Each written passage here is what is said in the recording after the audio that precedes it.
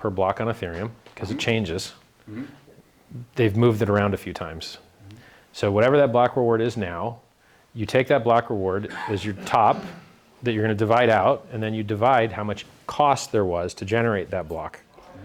And that gives you your cost per, unit of value that you're transmitting, right? So here's your block transmitted this much value. Here's how much the ERC-20s are worth, how much is the Ethereum worth. And then here's the energy that went into creating that block. So we knew the difficulty was this, we know the efficiency of the machines were that, which means it cost this to generate this. And then you've got your blockchain cost for moving value, and then Hex just comes in and packs more value into that existing waste. Those blocks are going to be created no matter what anyway, so they can either be less efficient or more efficient, and packing a Hex block in there makes them more efficient because it transmits more value with the same energy waste. So it's like the Ethereum block has like an empty volume, and right. I can pack that volume yes. with different transactions, yes. and I can... And those transactions have value. Token yep. is in the ETH block, yes. and the bigger the Hex volume, the more well, the bigger the USD value of the Hex transaction is, the more efficient it makes the value transfer per unit of energy wasted. But ETH 2.0, the more value you pack into the block with the same energy waste, the more efficient the block is. Oh, okay. So the energy use is always the same, but it roughly. The energy use changes based on the value of Ethereum, yes. because the value to extract the cost, the money thrown at extracting a resource tends to equal the value of the resource. So if an Ethereum block, so Ethereum blocks have a fixed amount of Ethereum reward, but the US dollar of that Ethereum amount floats around, yes. and then the amount miners are willing to waste in order to get that floats with the price. Ah, okay. Yeah, and the miners eventually will be eliminated in Ethereum. So they will actually fork out the miners, and there will no longer be proof of work in Ethereum. But if there's no longer proof of work in Ethereum, yeah. how does the blockchain... They switch to proof of stake. But where does the... what I don't understand, sure. if there's... The proof of work, I kind of yep. understand. Right. But if it's on proof of stake yes. and there's no mining... Where does the security come from? No, where... I'll tell you. How many... No, I don't care about the security yeah. at this question. Okay, price go up. Yeah, I want the price go up. Yeah. What I want to know is, because the public, they don't care about the sure. security. What they care about is climate change, and they yeah. care about the energy. So if it goes yeah. proof of stake... Then there's no more energy waste. There's zero? no more waste. But roughly zero. Millions of times less. How does it work? Is it just like the server that is... I can explain it. So how much energy waste is there in Pornhub? It's just a web server, right? I don't it's know not. How much is there. Well, they don't waste much. It's the minimum amount of electricity to deliver you the web page. There's no extra proof of work, proof of waste, millions of dollars given to the electricity company just to show that you did. So what proof of stake does is it requires people to risk their value by buying stake. And then in proof of work, you risk your value by buying mining hardware. Mm-hmm. In both systems, you have a hard upfront cost to earn the privilege of receiving inflation. Yes. So in proof of work, you buy mining hardware and electricity and facilities, and you operate it, and then you get inflation as a reward, and then you dump the inflation to pay for those things, and you hurt the price and you pollute the environment. That's why proof of work sucks.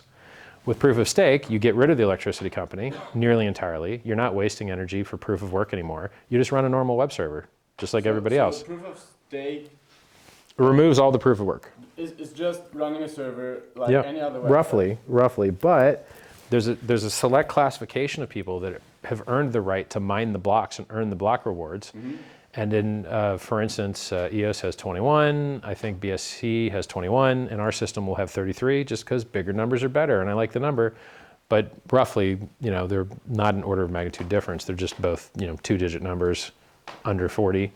So we're going to have 33 validators. Most other people tend to have 21. And those validators have received or purchased so much stake and then either been delegated to them enough stake from other people that they've earned the right to mine those blocks. How can I get a validator? Well, you would have to outbid the other 33 people to enter that set. Oh, so it's likely to be very expensive. Okay. But maybe it won't be. Nobody knows. Like maybe being a validator is not worth that much because fees are so low. I don't know. I don't know how much people are going to pay for fees yet. So your profit as a validator in our system is wildly different than in Ethereum. Ethereum continues to inflate, and so validators in Ethereum get a portion of that inflation. But in Pulse, there is no inflation, so they only get fees. And if the fees are low, You might lose money being a validator. Mhm, We don't know yet. Isn't being a validator, if there's only 33 validators, Yep. isn't that centralized? Well, not really. So it's like, What if there weren't 33 but just Yeah. one? What would be the difference? well, people would say, oh God, what if this guy goes to sleep and his server turns off? And then people would have a legitimate concern. Then Yeah. then the network might go But down. why don't we make? Why is it not possible for everybody to be a validator? Because you spend too much time in lag. You get too many orphans. Okay. When you rotate from one validator to the next, it creates this middle state where things suck. It's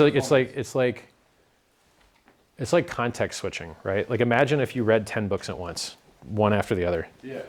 You wouldn't learn anything from any of them because you have in between books, you just get broken. And so blockchains are the same kind of way. Like when you switch validators, you have a little bit of downtime. When you increase the block speed by decreasing the time per block too low, you get people that both found valid blocks, but they disagree with each other. They contain different transactions, but they're both valid blocks. And so in Bitcoin, it's called an orphan. And then in Ethereum, it's also called an orphan, but they get paid an uncle reward. So you can't reduce for free the block time too low, and you can't increase for free the block size too large, or things start stalling out and conflicting with each other. Okay. I'm sorry. It's okay. I kind of lost. It's okay. Yeah, so there's parameters that you can use in blockchains to tune them. You can have faster blocks, but once they're too fast, everything disagrees with each other constantly. Oh, okay. That explains. So you need time. You have the speed of light to get onto the other side of the planet. And so for me to spend money on this side of the planet and then prove that it's not double spent, the people on the other side of the planet need to have received that information from here to go, oh yeah, it hasn't been spent yet, fine. Otherwise, if the block time is too cheap, you could just set a timer and be like, all right, we're going to spend our coins at the same time, 2 places, and then they would both appear to be valid in both places until the light got to the other side of the planet. It was like, hey, wait, you already spent those coins. So you're hard limited by the speed of light and how fast you can reduce your block time. And you're also hard limited by the speed of light on basically bandwidth data transfer for how large your blocks can be. But couldn't you just? It doesn't matter. Yeah. Okay, I have to get to This the stuff next is well thought about. It's okay. very hard to get extra throughput, very hard. So the fact that we're going to have like 10 times the throughput of Ethereum, be very happy with that. It's hard to get more. Yeah, Yeah. like if you say you have 10 times more throughput, So by the way, same like when you say the time goes up 10x, I hardly don't understand. So well, I mean, because I don't have I don't. it's okay. I Your don't- questions are good. I like your questions. Okay, I have it. Thank you. Yeah, they're good. They're very good questions. I have another one. Yeah. But I don't think I answered that last one completely. Was the was the last centralization thing. What? You asked, well, isn't that centralized? Isn't 33 validators centralized? Well, let me ask you. If the government starts kicking in somebody's door, you just have a fork and have more validators. You're like, okay, now there's more validators. Okay. So you can respond to threats. And so it's like, how many locks do you have on your door at home? 1, 2, okay, why not 10? Because you're incurring a lot of crappy cost when the guy can just go through the window, right? And so you're like, oh, well, we'll have 100 validators. Well, what if they send drone strikes? Like, Is would 100 it be- that much different than Would it be the 1,000? possibility that if time goes on and the global crypto space grows Yeah. further, that there will be more validators? Because No, of it doesn't help. It doesn't give you more throughput. Okay. You just spend more time rotating through them. So couldn't you kill the blockchain by? There's a lot of ways to kill it. Every I could give you a lot of ways to kill it. You could send drone strike to everybody that runs a node, blow up their house. You could turn off the internet. You could, you know, there's a lot of attacks against blockchains, but you don't see them because it's easier for people to play along and get rich than to fight them and get poor. Yeah, that So, makes sense. Like Okay. you could go attack all the Bitcoin miners now, but why? Like, we are already attacking them with Are we? proof of stake and tax. well, yeah, good.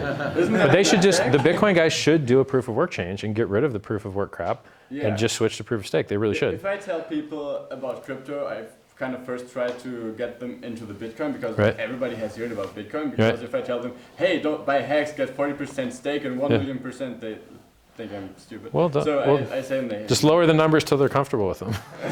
I'm working on Yeah. it, but my numbers are still too high. I know what you mean. Yeah, I know. That's why we say 40%.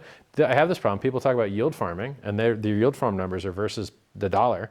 And I'm like, oh, we're going to talk dollar numbers. Well, then I'm going to multiply my APY versus the dollars, and then it's Yes. 1,000,000% I- times I 40%. feel like at this point when I'm it's so great to Yeah. talk to you in person. Ah, nice. Dude. You should change the banner in Twitter when Yeah. we write hex.com. The Yeah. banner says like you know what the banner says.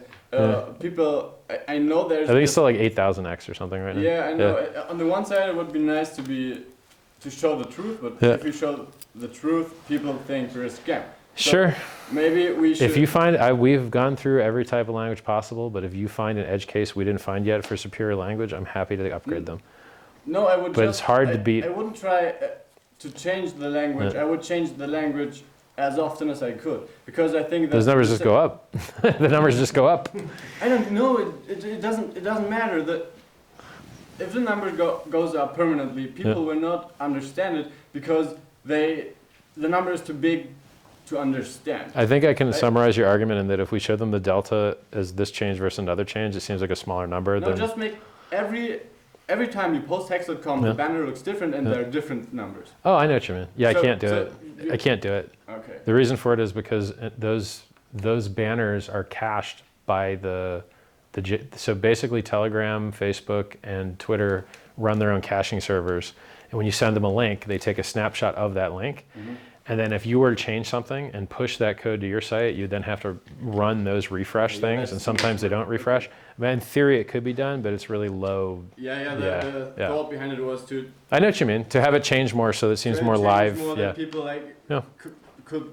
It's still going to be too high a number. That there's more action. But I know what you mean. Already so much action. That's why we buy expensive crap, because they understand that. Yeah, that. It's not real. Well, that's Ferrari thinks it's real.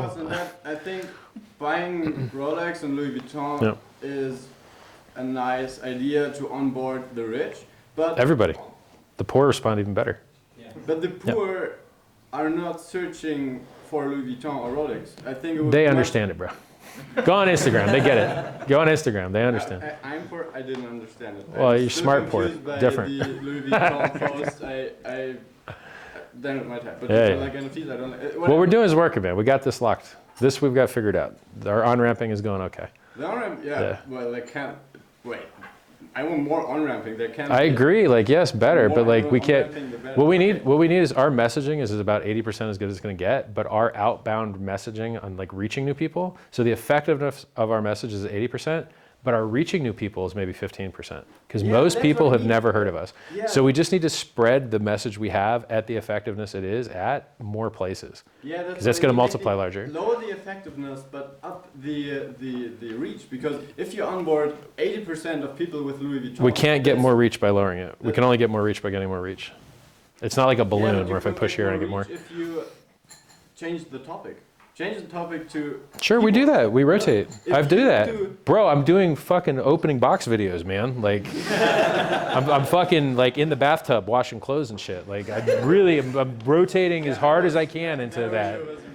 Like, well, yeah, but it's exactly what you want me to do. Like, you want me to reach out to other people through other methods. That's what I'm doing. You're opening still the box for the Louis Vuitton people. What kind of box do you want me to open? The box that has the most. Cheetos? I'll open a Cheetos box, man. If that's what you want. Fine. No, it doesn't matter. The product doesn't Pizza matter. review. It doesn't matter how many eyeballs it has. if the world is watching Cheetos, then you should open Cheetos. You know what? The world is watching. I'm going to subscribe to your channel when you start doing them reviews, because you could do that. Don't be my car. All right. I know. I think that was my car, though. Like, that makes that noise. I don't have a channel, but if I create a channel, you'll subscribe? Sure, yeah. Okay, Yeah. You understand, like, there's like 4 or 5 YouTubers in this room. Like, he's a YouTuber. He didn't start out as a YouTuber. YouTuber. Where the fuck are all the other YouTubers at? Hodl Dog ran away. YouTuber. These are all successful YouTubers here, bro. Oh, nice. Hello. He's live streaming right now. How many people you got? 600? Yeah, there's 600 people watching the stream right now. Oh, great. He's converted. You on-ramped on YouTube. You 600 guys fucked up. Homeless doing fine. Get some food. Ask them a short question. They'll die of old age. Maybe someone has a question, but nothing stupid. Like, your questions are all fabulous. Those are all really good questions. I have a YouTube channel. Yeah. About the name right now. Do you have any other questions? I want to make sure I get them all. Hit me. Hit me. One smaller question. Go. And one big topic. I'm ready. Okay. So, I'm from Germany. Yeah. And today at morning. 8-hour videos. What? I can do 8-hour videos. 8-hour videos, yeah. Yeah. He's almost done. I think he's got 2 questions left. Hit it. Yeah. I'm ready. I don't have 8 hours because I need to work tomorrow. Yeah, yeah. What do you do for work? You don't have to tell anybody. Yeah, we don't want Don't to tell. All right. Don't tell. I do stickers. Nice. Well, those are pretty That's stickers. the best sticker you've made. Good stickers, man. No, yeah. If anyone wants a sticker. Thanks. Maybe. We would love some stickers. I'll take a sticker. No, yeah, you can have one. And I know someplace this would look quite nice, actually. Maybe sign one sticker. Maybe give me a couple of these. Yeah, but only I if know you sign where I me could put some these. of them. Sure, I'll sign you one. Okay. I'm going to put these on my car, bro.